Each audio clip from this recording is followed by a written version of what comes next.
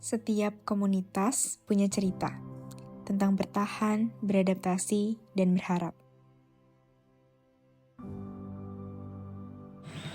Di pesisir Jakarta Utara, Kampung Marunda Pulo menjadi ruang hidup yang berdampingan dengan laut.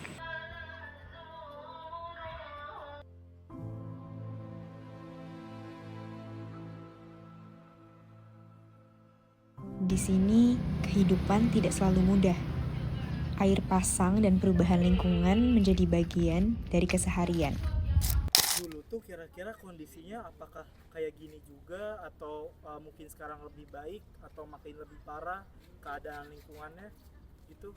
Kalau keadaan lingkungan sekarang lebih nggak baik, lebih baik dulu dari polusi, dari banjir, semua tak kesini makin kurang baik.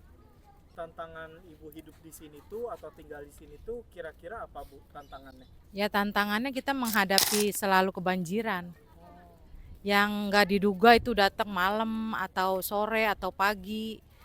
Keseringan itu kita kadang-kadang lagi tidur, toto kasur udah pada basah. Itu pasang air banjirop. Perasaan ibu saat itu kalau lagi ada bencana kayak gimana Bu? Kalau kita sih karena udah sering menghadapi masalah seperti ini ya, jadi alhamdulillah aman-aman aja. Biasa aja gitu, maksudnya udah terbiasa sama kondisi yang kebanjiran kayak gini. Cuma beberapa tahun lalu pernah tuh lebih besar, nah itu kita khawatirnya. Bagi warga Marunda Pulo, tantangan bukan hanya soal hari ini, tetapi tentang bagaimana bertahan untuk hari esok.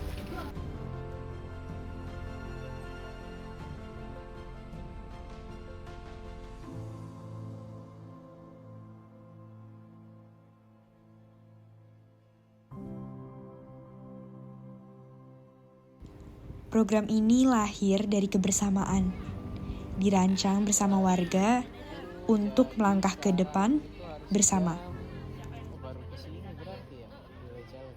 Ntar sama R&D kan wawancara, udah koordinasi ngumpul jam 1 buat pesertanya yang diwawancara di lapangan. Itu aman kan? Udah pas berarti. Kenapa?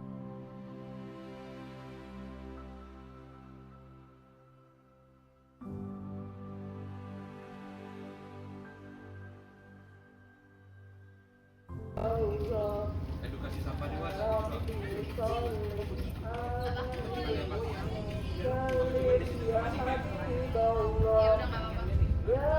Terima kasih moderator ya. Baik Bapak Ibu, saya buka. Assalamualaikum warahmatullahi wabarakatuh. Waalaikumsalam. Ya gini Bu ya, daun gitu ya. Sisa makanan, sisa nasi, sisa tulang, apalagi tulang kulit udang atau misalkan kulit pohon. Berarti dari kegiatan penyuluhan sampah kemarin kira-kira apa pendapat Ibu dan kira-kira bagian apa sih yang bisa Ibu dapat dari kegiatan kemarin? Ya banyak, dari situ kita bisa menilai ya jenis-jenis sampah, dari sampah organik, non-organik, B3 sama residu. Nah dari jenis-jenis itu kita dari sekarang nih udah bisa nih ibu-ibu nih, dari kita habis belanja buat kebutuhan dapur, setiap hari kan kita pasti masakan, nah yang namanya ibu-ibu buat sediain anak-anaknya, buat atau suaminya mau kerja atau anaknya bekal kan. Nah dari sampah itu bisa ada nilai ekonominya lah ya, seperti bekas kayak aqua kali ya, kita kumpulin terus ya berbulan atau 2 bulan kita kumpulin tuh kita bisa tukerkan jadi nilai ekonomi. Nah kalau sisa bawang, sayuran atau bekas-bekas yang bisa didaur ulang kita jadiin pupuk kan, nanti daun dari itu pupuknya kita taruh bibit deh, bibit cabe, bibit bawang gitu, bisa kita nikmatin lagi entah berapa bulannya, pasti kan dia numbuh gitu. Kira-kira Ibu bagaimana mau menerapkan apa yang sudah dijelaskan kemarin dari materi penyuluhan sampah itu, dan apa yang Ibu mau ajarkan ke anak-anak Ibu atau anak-anak di sekitar Kampung Marunda Pulo ini untuk menjaga kebersihan? Ya kita sih pengennya ya setiap nih seperti lapangan ini nih diadakannya seperti karung. Nggak mungkin kan kalau ember tuh mahal atau bisa diambil sama orang kan. Kalau karung mungkin ada dinamain atau di jenisnya ini seperti organik, non organik, terusnya B3 atau residu kayak gitu. Mungkin kan nanti juga setiap dia main dia sekarang mah nggak boleh buang sampah sembarangan nih, udah ada tempat pilahnya nih, mungkin dia bisa buang sampahnya di tempat-tempat yang udah disediakan kayak gitu, atau karung-karung yang udah tersedia dinamakan gitu. Pengen sih kayak gitu, maksudnya bukan di sini aja, di depan rumah atau di jalan-jalanan gitu, biar lingkungan Marunda ini kecil tapi bersih gitu, nyaman gitu. Oke, baik, yang penting bersih dan nyaman ya. Iya, buat anak-anak. Berarti dari materi yang sudah disampaikan kemarin, Ibu cukup memahami mengenai pemilahan sampah dan pengelolaan sampah yang mungkin bisa diterapkan langsung di kehidupan Ibu di Kampung Marunda Pulau ini ya, Ibu ya? Iya, karena saya juga sebagai punya bank sampah juga di wilayah RT 5, namanya Bank Sampah Rumah Si Pitung. Kegiatannya itu setiap sebulan sekali. Jadi masyarakat boleh jual hasil dari dia milah gitu ke kami gitu. Kegiatan kami itu udah berjalan sama ini 2 tahun. Oh, sudah cukup lama berarti. Iya. Dari program itu kira-kira apa perubahan yang udah mulai terjadi, Bu? Ya lumayan, dari ibu-ibunya kan udah penambahan ekonomi juga, lingkungannya juga udah, maksudnya nggak terlalu kotor-kotor banget gitu, karena kan mungkin yang tadinya bakteri dari bekas semprotan dari botol udah bisa dipilah kan, bernilai ekonomi gitu. Masih semangat ya? Kita perkenalan dulu ya. Kita berdua dari komunitas Ekoenzim Nusantara.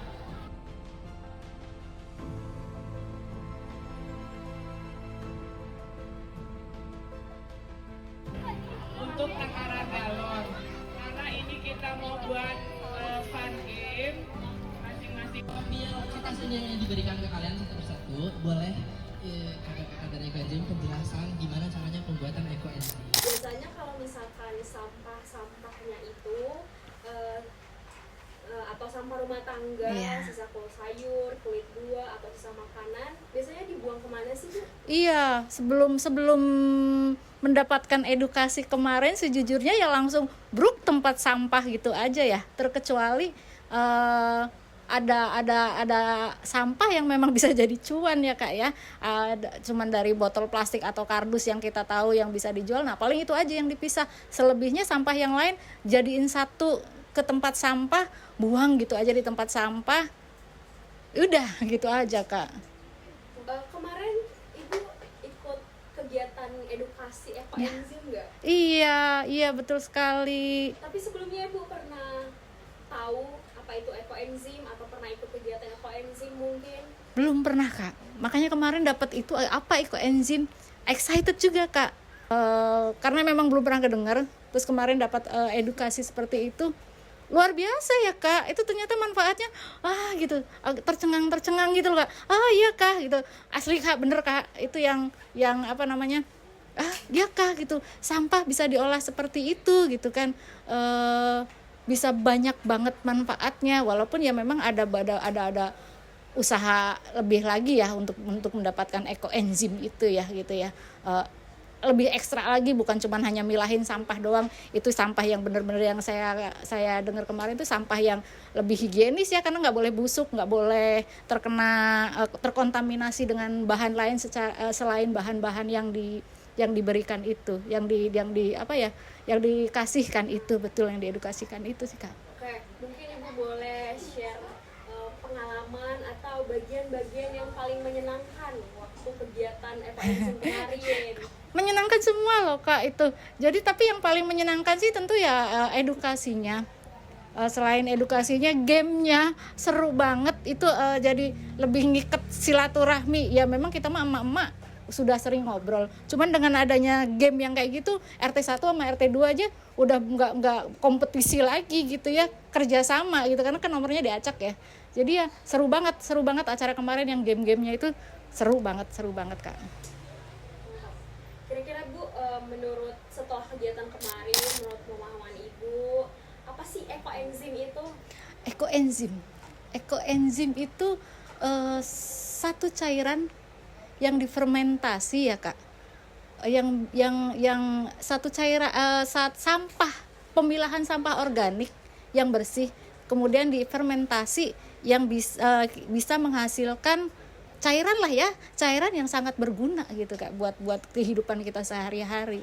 Nah, katanya cairan itu berguna, bermanfaat. Kira-kira apa aja sih Bu manfaatnya dari ekoenzim ini? Yang saya tangkap kemarin ya, salah satunya itu pembersih luka alami, pembersih dalam sehari-hari, bisa untuk sabun dan bahkan bisa gosok gigi yang saya gitu kan, bisa untuk gosok gigi, kemudian untuk apalagi ya, banyak sih kemarin tuh sebetulnya, ini agak lupa ini Kak.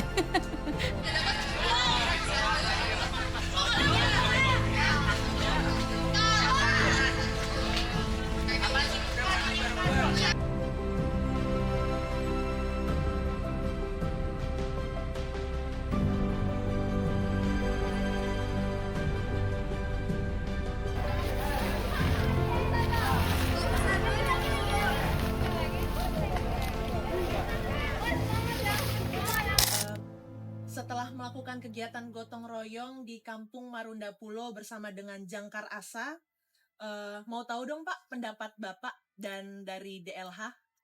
Baik, alhamdulillah, terima kasih. Kami sebagai petugas kebersihan khususnya di UPS Badan Air yang ada di kali, sungai, waduk dan sekitarnya sangat terbantu sekali dengan adanya kegiatan program Jangkar Asa, karena tidak ada yang peduli kalau tidak dari kita sendiri gitu ya. Terutama terima kasih saya khususnya dari UPS Badan Air mengucapkan dari mahasiswa-mahasiswi Jangkar Asa ataupun London School yang sudah peduli dengan lingkungan. Setelah melihat kondisi lingkungan sebelum dan sesudah, mau tahu dong perasaan Bapak gimana? Ya, alhamdulillah sangat terbantu ya, khususnya di warga Marunda Pulo. Dari sebelum adanya Jangkar Asa, sekarang sudah terlihat dari awalnya berantakan sampahnya, kena air rob. Nah, sekarang kita kolaborasi dari UPS Badan Air dan Jangkar Asa, kerja bakti di hari ini sangat luar biasa, terlihat sekali keindahannya Kampung Marunda Pulo ini. Nah, menurut Bapak sendiri kira-kira tantangan terbesar ketika gotong royong tadi itu seperti apa ya Pak? Baik, terima kasih. Tantangan di hari ini kerja bakti bersama Jangkar Asa itu sangat luar biasa yang kita temukan ya. Selain benda-benda tajam, centok beling, botol, bahkan sampai tadi ada ular ya yang kita temukan. Tapi alhamdulillah itu kita bisa lewati bersama karena kita kekompakan dari tim dan selesai semua. Oke, mantap. Berarti setelah menjalani kegiatan gotong royong ini dari Pak Andri, kira-kira untuk kebersihan lingkungan ini sebenarnya yang bertanggung jawab siapa sih Pak? Baik, untuk terkait lingkungan, kebersihan, sebenarnya bukan hanya petugas yang untuk bertanggung jawab. Kebersihan dan lingkungan itu bertanggung jawab kita semua, dari petugas tim dari DLH, dari PPSU, dinas-dinas instansi lainnya, dan berikut dengan masyarakat ya. Kalau tidak peduli dengan lingkungan ya akan hancur kampung kita. Jadi kepedulian lingkungan itu adalah tanggung jawab kita bersama. Perubahan dimulai dari keterlibatan, dari kesadaran kecil hingga aksi nyata.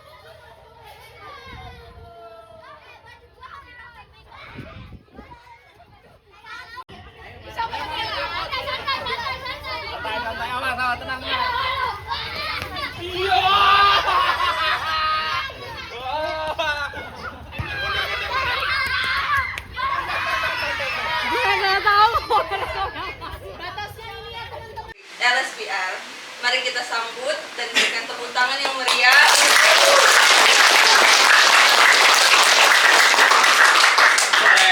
kepada Pak Andreas, diberikan waktu dan tempat. Terima kasih, halo semuanya. Halo. Oke. Ada apa namanya? Pohon pisang bolong-bolong.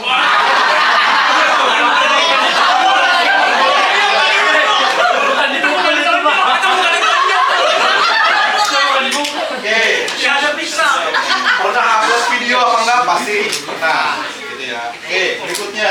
Jadi semuanya sudah. Kan kita ngomongin media sosial abang tadi. Menurut abang media sosial itu membantu nggak? Oh, sangat-sangat membantu. Jelas. Gimana tuh membantunya? Ya kita jadi banyak bisa lebih dikenal luas kan, dibanding kalau kita suara kampung doang kan kurang kan, karena kalau di media sosial kan bisa dilihat media lain gitu, tahu apa, bisa kolaborasi lah. Pernah buat konten gitu nggak sih, kayak konten creator gitu? Dulu ya, sekarang nggak. Dulu tuh di belakangan kita anak-anak ini tuh selain nongkrong-nongkrong ini ada buka bengkel repaint motor kan. Nah jadi di sela-sela itu tuh kita bikin konten. Proses-proses repair body, sinematik apa ya, motor-motor udah jadi lah gitu. Kira-kira ada nggak tantangan abang buat konten gitu, kayak kurang ini gitu? Oh, kalau tantangan ya alat sih paling, namanya pemula ya kan, modal HP sama aplikasi ecek-ecek lah. Jadi setelah ada edukasi, kan ada edukasi sosial media kan? Betul. Itu ada nggak hal baru yang abang dapati? Oh banyak. Apa aja tuh bang? Dari cara ngambil gambar. Ternyata di situ tuh ada diajarin juga kan. Ternyata di situ ada ada tutorial lah. Jadi kita yang tadinya buta jadi tahu, oh ternyata harus kayak gini. Gitu, paling. Semenjak ada edukasi sosial media itu abang kepikiran lagi lah buat konten lagi gitu? Kepikiran sih enggak, cuman paling enggak kalau nanti ada sesuatu kayak gitu kita bisa pakai yang diajarin itu. Kalau buat kepikiran belum. 1, 2, 3.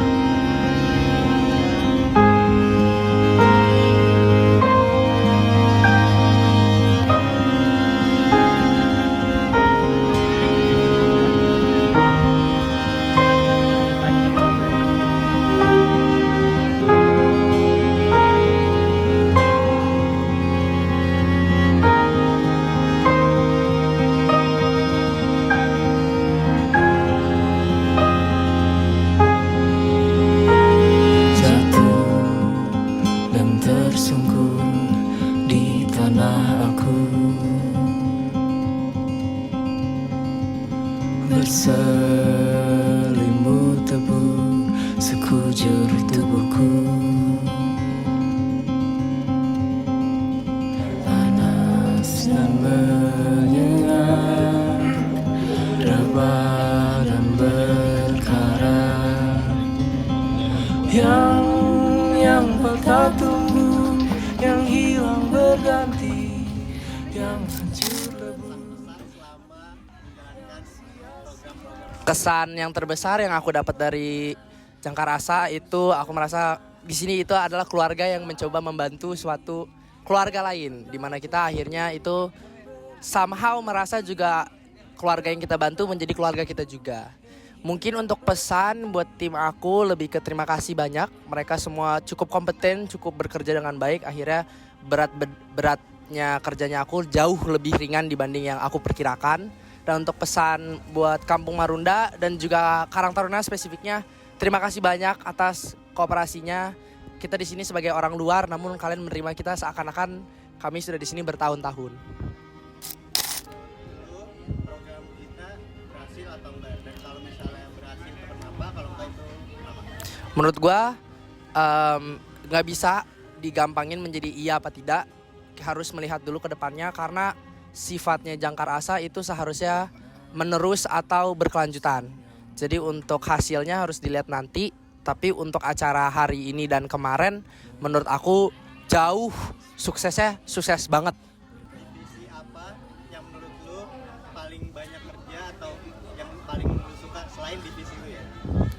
Selain divisi gua sendiri mungkin maybe BPH. Itu walaupun bukan divisi yang spesifik, tapi karena aku sering berkaitan atau sering campur tangan bersama mereka, BPH itu sangat berguna, sangat kooperatif, jadi kayak kerja aku jauh lancar sekali.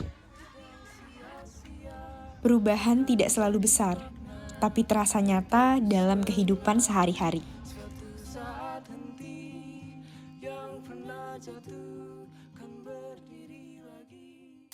Di masa depan itu harapan ibu tuh kayak gimana? Ya harapannya untuk warga kita harus sering-sering ngasih tahu, ngebilangin ke warga untuk membuang sampah di tempat sampah yang sudah disediakan. Dan nggak bosan-bosan, pasti harus kita lebih sering-sering sosialisasi ke warga untuk kebersihan lingkungan kita. Sering-sering datang sini ya Kak. Sedih banget ya pasti.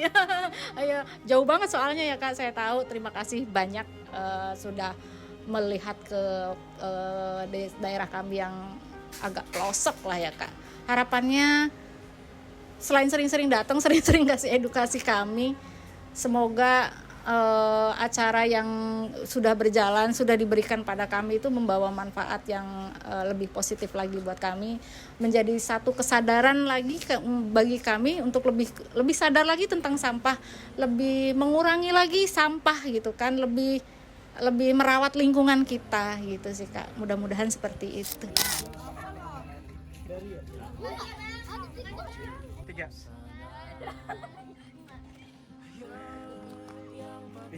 Untuk harapan saya terkait Jangkaraksa, khususnya dari kami ya, sangat terbantu dengan adanya kegiatan dari Jangkaraksa.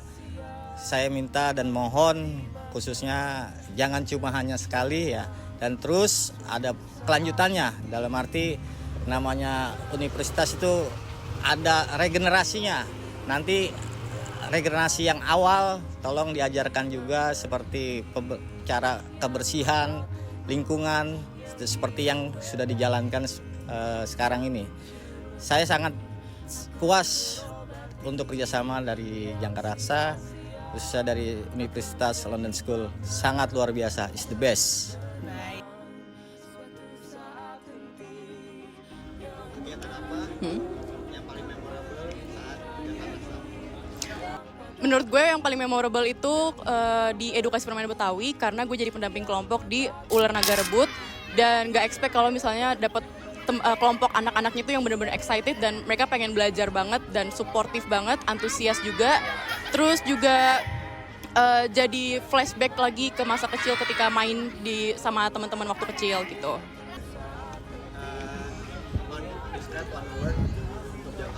Memorable. Yang patah tumbuh, yang hilang berganti.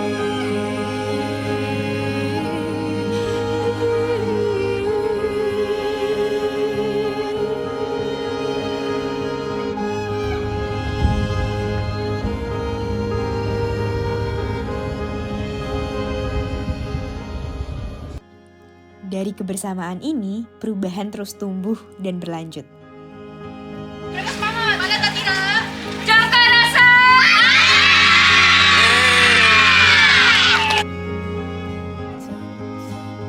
Cita-cita kalian apa sih nanti kalau udah gede?